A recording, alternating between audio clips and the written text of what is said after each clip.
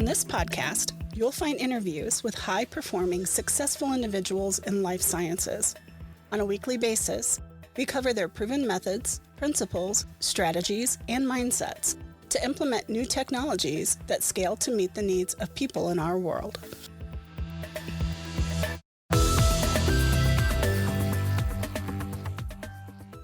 Good morning and good afternoon. This is Don Davis, and I'm just getting started here on Thanksgiving Day with an early morning podcast with Gary McAuslan. So before we get started today, I just wanted to remind everybody just really quickly, I built an OKR course. If you're implementing metrics in your organization, I would highly advise that you visit my website and take a look at the OKR course that we've built. There's a nice guide that goes along with it. In addition to that, I have some helpful tips that help organizations implement metrics in their organization. So with that, in this episode of the Life Science Success Podcast, Gary McAuslan is joining me again. He's coming back as a guest. The last time that he was on, he actually was on in February of 2021. So a lot of things have changed here on the podcast, and so I'm sure we'll get to hear a lot more about aCGT Vector and what exactly Gary's been doing with the growth of the company. So with that, let me bring on Gary here. So welcome, Gary. Great to see you again. Yeah, you too, Don. Yeah, and happy Thanksgiving to you and all your listeners. Yeah, and thanks for taking the time this morning. Yeah, thanks a lot. This is kind of a new experiment for me. I wanted to also show you just on the screen. You could see that it looks like Ryan Leahy is on with us as well, watching. So just to show one of our listeners on. So yeah, excellent. Yeah, good to see everyone. Yeah. Very good. So I guess maybe we should start with a little bit about you. I mean, I know that I know you. We've known each other for a short period of time. So I'd love to, just have you just tell the listeners just a little bit about yourself. Yeah. So I hail from Scotland. We were just chatting there about Scotland. I'm originally from Scotland, but have lived in Ireland for over 32 years actually. And I came over here for love as well. My wife is Irish, but also for pharma. And there's a huge pharma sector in Ireland, which is 5 million population, and in this country it's approximately $100 billion industry in this country. So we certainly have a significant play globally with the export of pharmaceuticals here. So yeah, I actually studied here, did my MBA here in Trinity College Dublin, and where some of my kids are now studying. So we've all kind of grown up here in this country. And a number of years ago, after spending about 25 years in big pharma and kind of cutting my teeth in that space in terms of CMC and developing new products, bringing them into the clinic and onto the market, I set up a consultancy practice called GMAC Pharma. And in the last sort of 12 or so years, we've helped approximately 28 companies to bring their new products into the clinic and onto the market, help some of those companies rapidly grow, expand, sell, etc. So quite a bit of M&A activity involved there as well, helping companies, grow their portfolio in terms of getting products safely into the clinic and onto the market, maintain the license, etc. So that's really kind of, taught me a lot about the kind of pros and cons of CMC and the importance of thinking about it early. And then it was about 3 years ago is the last time we talked. I was in Boston and just struck by the challenge that cell therapy faces, which is one of CMC, chemistry and manufacturing controls, in terms of being able to make the product commercially viably in such a way that many patients can receive these therapies. And the thing that really struck me was there's approved therapies. It's a proven science. CAR T, for example, is an extremely well-proven, safe and effective means of treating cancer, specifically leukemia and lymphoma, and now multiple myeloma. But sadly, only 15,000 patients have had the joy of receiving that therapy. So really what we're trying to do, and the reason we founded aCGT Vector, um, is to resolve that problem. And essentially by locating in hospitals what we call point of care, which is a real buzzword at the moment for the FDA and the MHRA and the EMA regulator, because they're very interested to see how we can possibly bring pharma closer to patients and really operate, right beside patients, where the starting material is the patient's own immune system. So, essentially that's something we've now done since the last time you and I were talking. We've opened our first facility here in Dublin in St James's Hospital, and we have a lot of support in there, and we're looking to license aCGT Vector in the hospital to be able to manufacture cell therapies. So it's really exciting, and probably the most exciting thing is we've had a number of excellent people join the company since January 17th, 9 a.m., and starting with Dr. Anya Adams, who came from a very large company in Europe, who are manufacturing commercially now one of the first cell therapies. And then we've got some digital folks joining as well, and financial people. Someone I worked with, my first client in GMAC Pharma, actually joined the business in June as our CFO, COO. So Garode has really backed the company in a big way.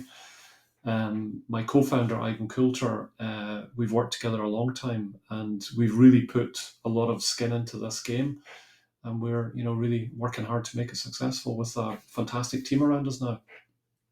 Yeah, so a couple things I wanted to kind of maybe go back to, with regards to aCGT Vector. So in terms of licensing it into hospitals now, will this also work for CAR T therapies? Because I mean, I know in terms of the supply chain, right, for CAR Ts is pretty long, right? I mean, you take out the patient sample, it typically gets sent off, and then the CAR T is essentially added and then sent back. So it's a very long kind of supply chain right now, but obviously it would be great to get it into the hospital as well.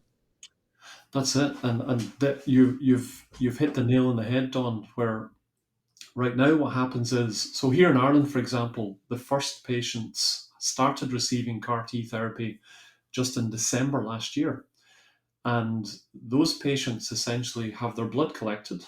It's then frozen, and they essentially send that, in some cases thousands of miles around the world, to centralized facilities where it's then thawed, and then they create the CAR and the chimeric antigen receptor T cell from the patient's own cells. They then have that fully tested, and then they freeze it again, and they send it back to the hospital, and it's given to the same patient in the same hospital. So those cells have traveled around the world. They've incurred time, about 42 days of time. They've incurred freezing and thawing multiple times, testing and manipulation, etc. And there's no reason why that can't be done in the hospital, number one. But more importantly, by reducing that 42 days down, where sadly 27% of patients don't survive that 42 days to receive their own therapy. And no one else can get that therapy. Like, it's a fully personalized therapy. So it's not as if it can go to another patient and they get the benefit of that. That own patient, which is a crying shame, needs to, really be receiving that therapy in much less time. So what we're trying to do by locating the same pharma standardization as you have in these facilities, and we've done this in our first hospital location, by bringing all that technology into the hospital, you can then manufacture it right beside the patient in a lot less than 42 days. It's amazing, especially for these patients, right? Because as I understand it, and I've not been through it or seen anybody go through it, but as far as I understand it, right, they spend time depleting their immune system to make it so that they'll accept this therapy, and then to not survive that initial portion is pretty sad, and the fact that they could be on the path to potentially recovery after the treatment, with, it sounds like if they had it all right there, right, they still have to go through the initial phase most likely of depletion of the immune system, but then still right behind it, wouldn't it be great to have the ability to implant the CAR T and off you go, right? No, exactly. Especially, I suppose what's uncanny is when we walk into our facility, on the left-hand side is the cancer ward, and on the right-hand side is the pharmaceutical facility, which can now manufacture CAR T. And as you mentioned there, by the time the patient is at the point where, unfortunately, radiation therapy hasn't worked, chemotherapy hasn't worked, and now they're going to receive this potentially transformative treatment, unfortunately, their immune system is depleted. Mm. So if you imagine what it would be like if a patient were to receive that therapy, let's say after radiation therapy, or eventually maybe even first line defense. So the challenge, I suppose, is that the cost of it is prohibitive, and you would not, I suppose, today conceive that a patient could just go straight to CAR T therapy. But we definitely think by making CAR T manufacturing and cell therapy modality manufacturing more feasible by doing it in the hospital, less risky, so less risk of failure, more chance of the patient surviving, you would think that that would drive the cost in the right direction so that more patients can receive more cell therapies more quickly, basically. Yeah. That's And the goal. I mean, do you see this being deployed around the world? I mean, do you think that hospitals would consider licensing this, potentially, let's just say in the US? Is that something that you guys are exploring? Oh, yeah, absolutely. Another thing we've been up to since the last time we were talking, Don, was we've been out and about around the world. And one of the key things we learned when we were in America recently in April, we were over in Philadelphia, which actually happens to be the same size of population as Ireland, the metropolitan area of Philadelphia. And they would have a number of cancer hospitals as a cluster. So, that was extremely exciting for us to see that, potentially you could literally land right there beside, some of the patients that really need these therapies, and do it more economically. Recently, we've been talking to governments in Asia, and there's some very interesting things happening across there. And then there's the UK. So the UK is extremely connected in terms of the NHS. And then, as I mentioned earlier, the FDA and the MHRA and the EMA are starting to talk about point of care. I was on a conference last week, a consultation meeting with the FDA with our industry, effectively, cell therapy, and they were asking our industry for advice in terms of how could they potentially help facilitate point of care, and to get our sort of thoughts on that. So that was extremely useful, and really encouraging to know the regulator is extremely promoting of point of care. Great. And in terms of the areas that you could see aCGT vector serving, so you're talking primarily about, one therapy, but are you also envisioning other areas of the life sciences, business as well, that, this capability of being able to manufacture close to the source would be valuable? Yeah, definitely. If you look at, I suppose, what's happening in the hospital right now, you have Zolgensma, for example, which is a transformative gene therapy, being administered in the hospital for babies who are screened. The mothers are screened, so even before the baby is born, Mm. that patient is lined up, that infant is lined up for gene therapy. And that's an example of gene therapy. In terms of cell therapy, when you look at CAR T, beyond that, CAR M, CAR NK, mesenchymal stem cells. So in terms of cell modalities, we've set up the facility to be able to manufacture multiple modalities. But then in terms of indications, when you go outside of cancer, where to be honest, there's a lifetime of work there, to be honest, even just to overcome that challenge, because obviously, blood cancer has been treated right now by CAR T, but the breakthrough will be solid tumor cancer, which is the other 90% of cancers. But then beyond that, in terms of rare diseases, sickle cell anemia, hemophilia, These are all starting to be studied. The studies are coming further down the clinic, and anyone who's looking to get into the clinic right now with a cell therapy, the challenge is there's not that many people manufacturing. And those who are typically in large facilities, and there's a waiting list of between 2 and 3 years. So what we're trying to do is make an agile network of hospitals that can respond where there's requirements and be able to expand in a modular way very quickly, depending on where the company are at in their clinical program. So absolutely, Don. We would absolutely hope that we can start off with CAR T, and then we've got a TILS program for tumor infiltrating lymphocytes for solid tumor, and then to move very quickly into other modalities. So that's kind of, you've got to kind of really, master the trade on CAR T, we think, and then move beyond that. Yeah. Yeah, it's one of those things, where, even in a lot of the process change stuff and Six Sigma work that I've done, right, you sort of refine one area and then take that and sort of see, whether or not if you can shift the process and make, replicate it and make it work in other areas as well. It makes a lot of sense. So Exactly, yeah. over the past few months, I've seen that you've added a lot of people. You talked about a lot of the people, kind of getting started. How big is your organization at this point in time?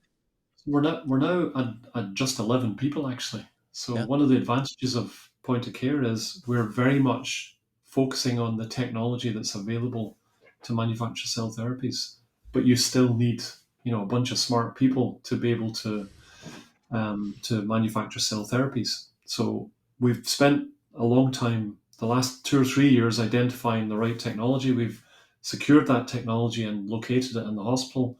And now the key part of it really is, having secured the cell therapy expertise, and then the healthcare expertise and the financial expertise to be able to put it all together, essentially. And that's what we've been doing.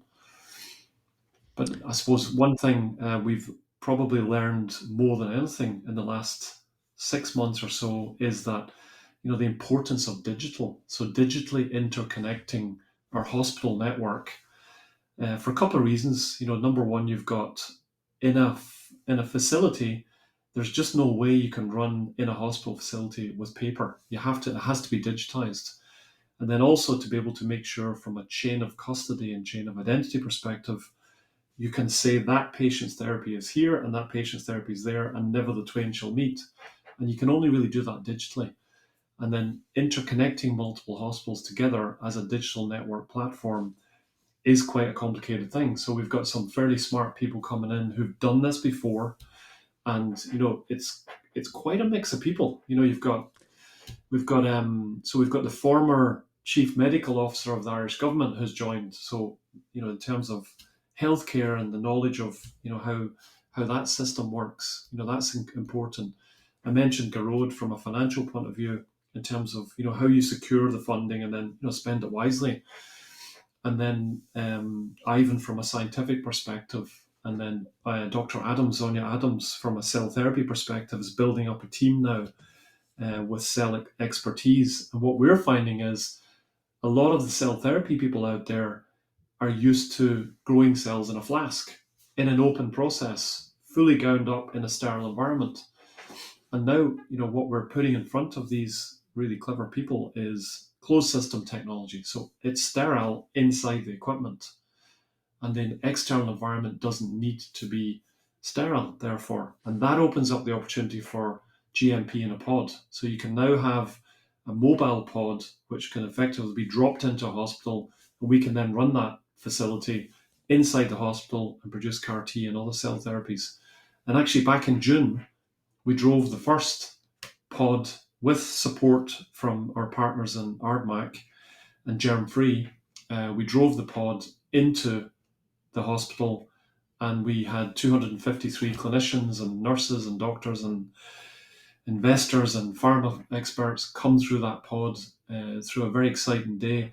And the last person to come through that pod was someone who's become a good friend of ours, a chap called Pat Byrne, who is the second patient to receive CAR T therapy in Ireland. And touch wood, he's really doing well. And Pat came into the pod, and we described at his request how his CAR T therapy actually worked, and it was fantastic, to be quite honest. So it's become a real there's a real personal side to what is a business, but it is at the same time, if we can maintain the business, then we can provide more patients with more therapies. So really, the two go hand in hand. Yeah, and from my side, I mean, it brings up the much more personal side, right? So oftentimes, I mean, a lot of us don't get to see that sort of last step to the patient Yeah. or from the patient, to us. And so yeah, I mean, it's amazing whenever you get to really bring that home as well, that here's somebody's been touched by this therapy that honestly we could potentially bring it more closely served to them as well. Yeah. Exactly. Yeah. Exactly. So, I mean, in all of this time, that's passed, right? I also wanted to ask you, what have you learned about yourself, Gary? Mm. Yeah. I would say, setting up a business from scratch is something, is certainly not for the faint-hearted. Um, Being surrounded by, some of the cleverest people on the planet at times can be daunting. And some of the, when you look around the corners and you get some of the kind of surprises that come your way, I suppose the biggest thing I've learned is resilience, really, especially, I suppose, from a financial perspective, where you don't necessarily know all of the hidden costs, and the key thing is to be conservative and make sure that you try and compensate for some of the unknowns, frankly, and be able to pivot, I suppose. So to be so resilient, to be able to pivot in the direction that instead of just being dogged and sticking to the same kind of the same pathway, to actually see where things are changing or becoming much clearer and be able to pivot in that direction. But definitely resilience, I think. I have so much respect for so many people that I've known who've grown their businesses both successfully and unsuccessfully, in terms of outcome, and the resilience that they must have had. I have a real like a serious appreciation, I have to say, for that now, because it just takes so much steel and sort of determination to keep not just your own mindset, but those on the team around you, to keep that mindset moving forward rather than sort of thinking back. So yeah, it's been a real learning journey for me, I have to say. A kind of a living MBA, frankly. Another one. Another one. Yeah, I already lived through one. I don't want to go do another one, Gary. Yeah. Um, yeah, I mean, I, the, I said this last night, so I did a podcast late last night, your time anyway, Yeah. around 5 o'clock Eastern time, and so I was interviewing a different CEO, and we were talking about kind of the journey of businesses inside of life sciences, and to me, what life science success is all about, not the podcast or anything else, but truly life science success is all about is this ability to sort of know what you're plotting for inside of our space, but also having that ability to adapt to the environment. I mean, 2 years ago, who would have thought COVID was coming, and Yes. who would have thought, as well, that some of these new therapies that are coming, would be coming. And in addition to that, I mean, a business like yours, Gary, where you guys are trying to do something truly different. I mean, Mm. everybody. I mean, if you think about most of these large manufacturing facilities that have large clean rooms and things like that on the inside of it, I mean, it sounds smart to me that be able to sort of put that inside of the space that needs to be cleaned, and then hey, you know what, we could still have a smaller environment that way and sort of replicate things around. So Yeah, exactly. And all credit, I think. Like, I don't mean to. I suppose I'm conscious that what we're trying to do is disrupt the current model, but at the same time, I'm very conscious that Novartis, Kite Gilead, BMS, Janssen have amazingly, patiently developed these therapies over the last number of decades, and they've done all the groundwork. So I think what we're really trying to do is complement some of that. That's that good work, which is unfortunately, you know, the manufacturing side is often is the challenge. Trying to get these therapies to patients is often the challenge, and people think about manufacturing perhaps a little bit too late. So really, what we're trying to do is complement that, and the same thing for investigational therapies. The 2,500 new cell therapies that are coming down the track to give them a complementary option. So yeah, but yeah, it does feel sometimes that you're, yeah, it's so many people have said to me, this won't work. A guy in Boston I met, and he was telling me recently, a few weeks ago, no, you'll never do that. No, not in a hospital. You can never do business in a hospital. And then 10 minutes later, you're talking to somebody, it's the only way to do it. So it's one of those things where it's just so nascent. Yeah. And you've got to start, which is what I learned from my coach is a guy called Stephen Brown, and Stephen and I hung out, in Edinburgh for years, and Stephen taught me one thing: get started, and that's what we did back in January 17th at 9 a.m. We started, so that's how you get going, I think, and that's one thing I learned about myself a long time with Stephen's help, yeah. Yeah. Yeah. I just And think having about good people.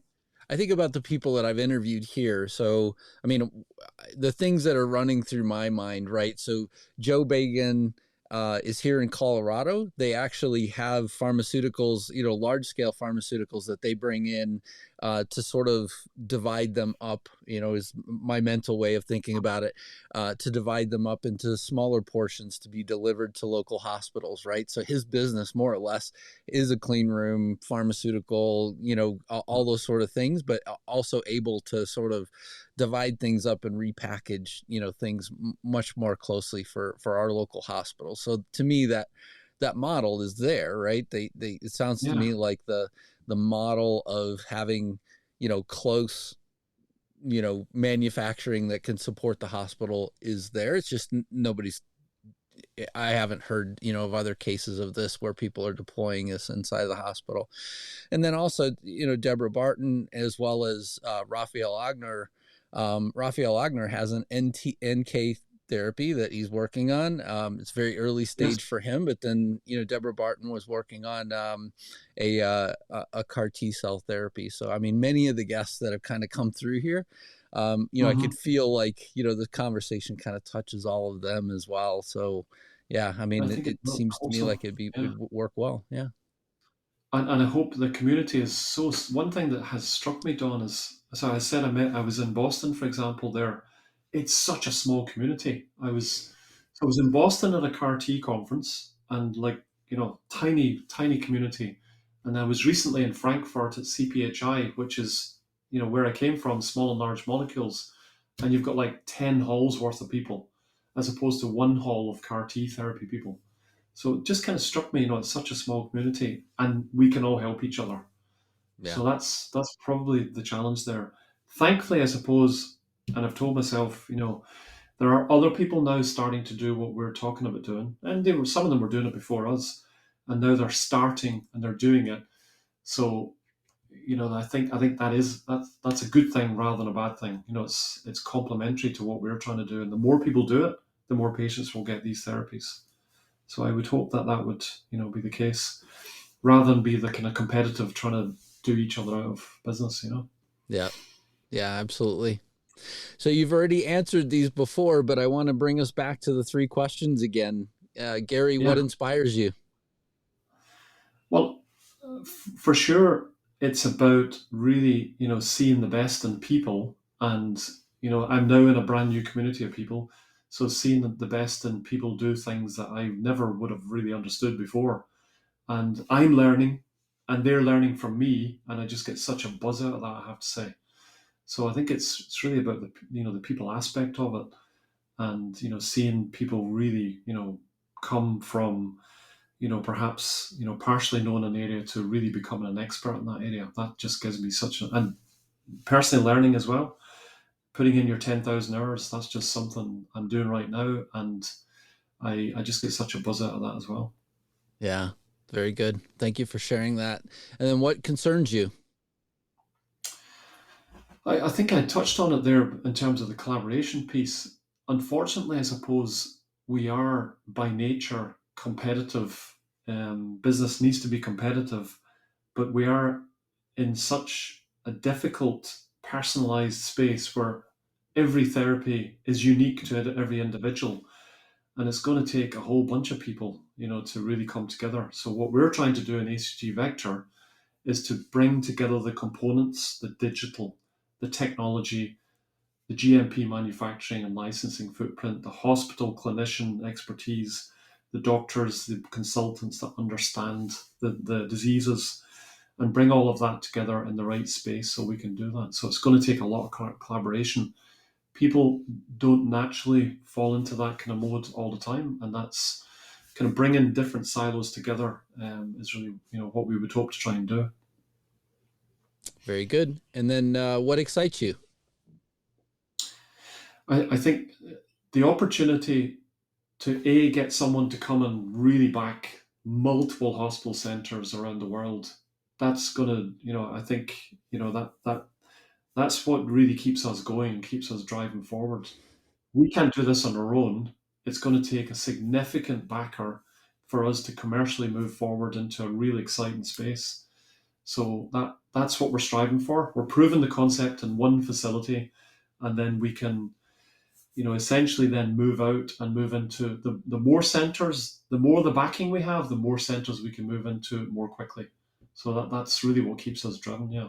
Prove the concept and then move quickly.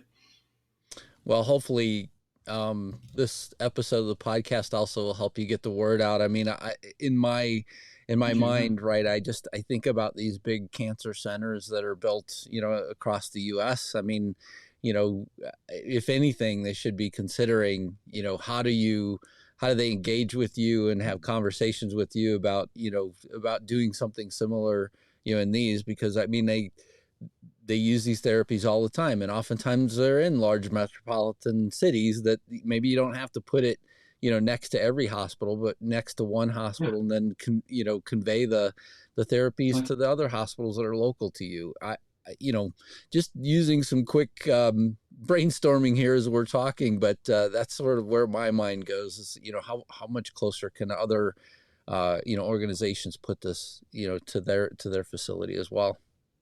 That's right, yeah. And I suppose the hard part is having the showing the regulator that we can do this in a safe and effective way, and then showing the reimbursement authorities that this works. This therapy actually does work. In some cases, curative. So they're the two big challenges I think that the whole industry faces. But I think we're winning the argument with CAR T because it's really transformational. There's a big case there for earlier treatment because patients could respond even better if they got their therapy earlier, So I completely agree with you, Absolutely. So Gary McAuslan, thank you so much for joining me on the Life Science Success Podcast. I really appreciate you being here. And for anybody that's watching on Thanksgiving, I appreciate you as well for watching us, go through the interview, and, hope everybody has a great holiday with their families as well. And just wanted to thank you again, Gary. Yeah, listen, thanks, Don. Yeah, and a happy Thanksgiving to everyone again. Please, please reach out and enjoy the rest of your day. Thank you.